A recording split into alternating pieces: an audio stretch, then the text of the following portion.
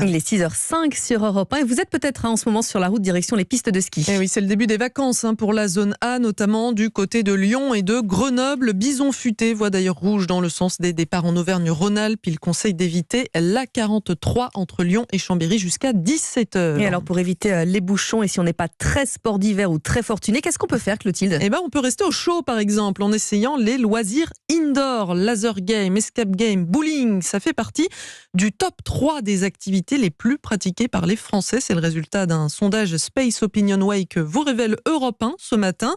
C'est un moyen de s'évader malgré tout, Margot Faudéré, tout en maîtrisant son budget. Le trampoline en intérieur, le fils de Jeanne en raffole.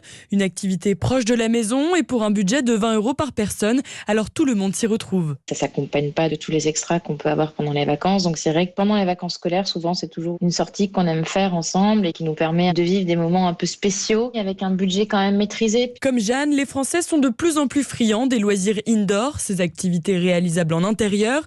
Après 2 années de Covid et face à l'inflation, elles permettent de satisfaire toutes les envies selon Livio Miglioli, gérant d'un espace multi-loisirs à Nancy. Les gens ont de plus en plus besoin de s'évader. On peut autant se défouler physiquement, on a des trampolines pour ça, on a du laser, que intellectuellement avec les escape games, avec la réalité virtuelle. Les loisirs indoor en fait sont une solution de simplicité. On a des loisirs indoor en ville et à des budgets qui restent abordables. L'année dernière, la fréquentation de son espace a fortement augmenté, plus 18 à 25% par rapport à 2019. Les précisions de Margot Faudéré du service économie d'Europe 1.